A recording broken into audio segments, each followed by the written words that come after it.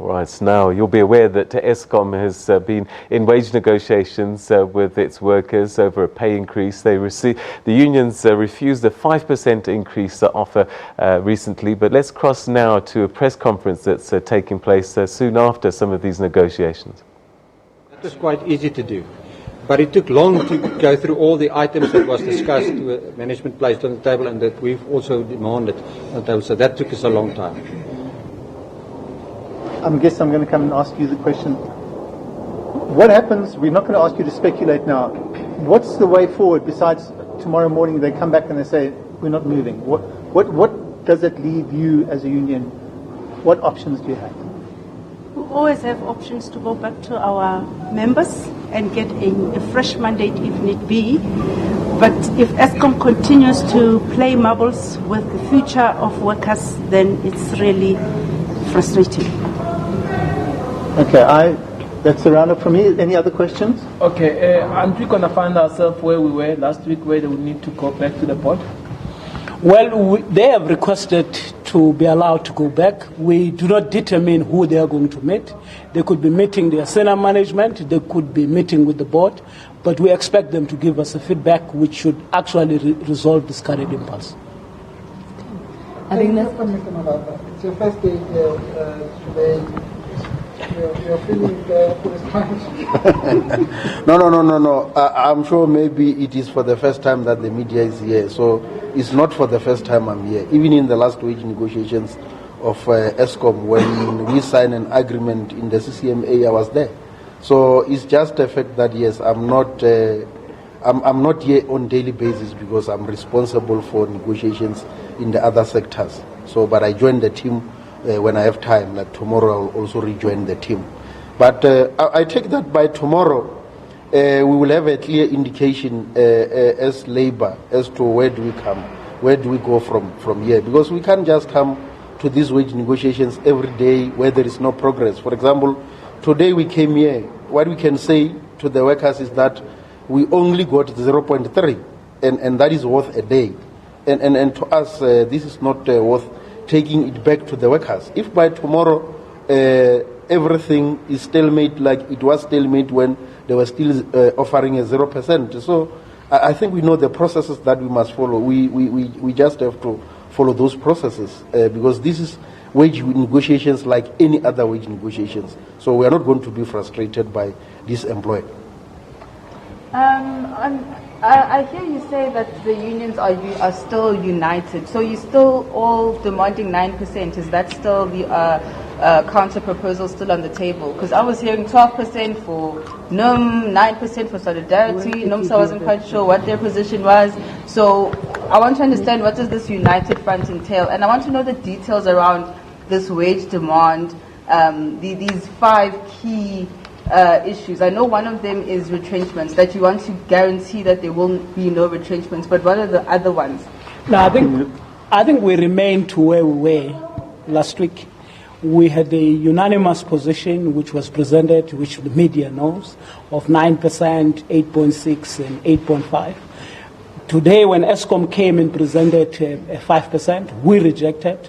We called on them to be sober and give their final offer, which we can be able to consider.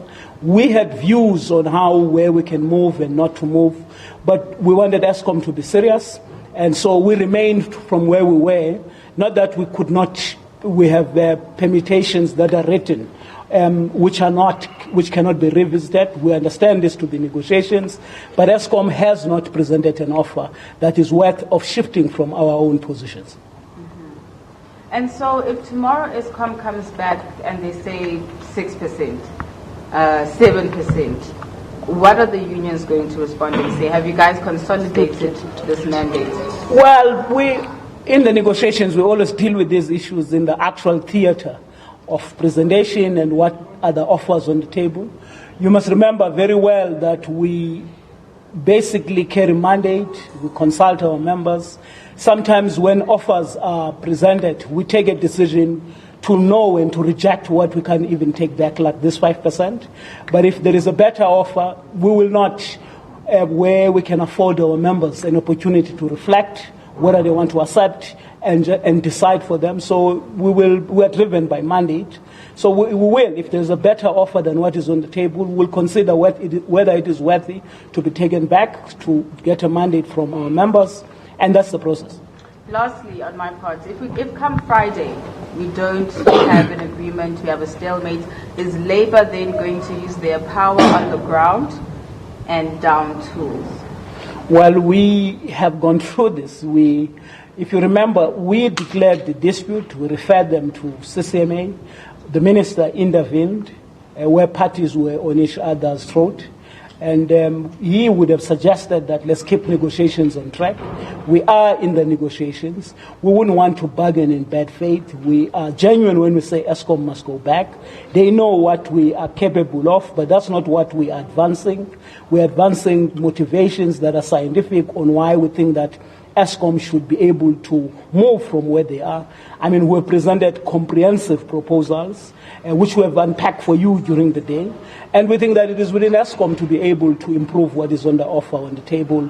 And as to whether what finally, if we're not breaking new ground, as unions will sit down and reflect on the offer on the table, at that point we will take a decision. Okay, thank you. Thank you, everyone. Thank you for your time.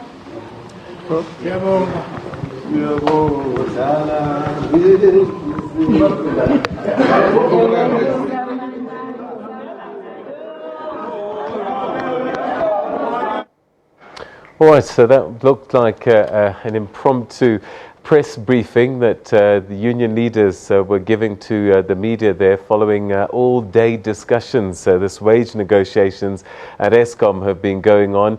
And what it seems to be is that the unions are saying, look, we've come to the party with an increase of around 9.5%, but Eskom has said that their offer is 5%. And at the end of the day, the people representing Eskom said that we have to go back to our principles to come up with a final wage offer.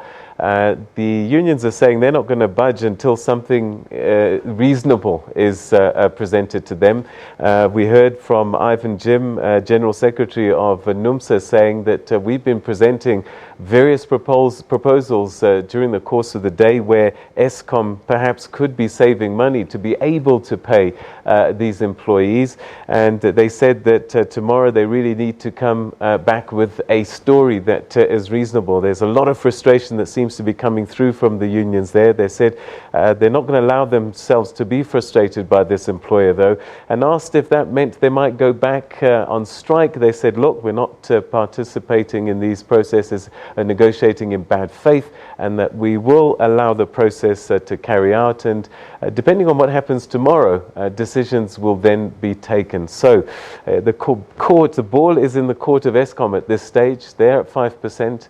The unions are at 9.5%. Eskom's going back to its principles, and they should report tomorrow. And we'll give you an update on that story as it unfolds. We'll be back with more after this.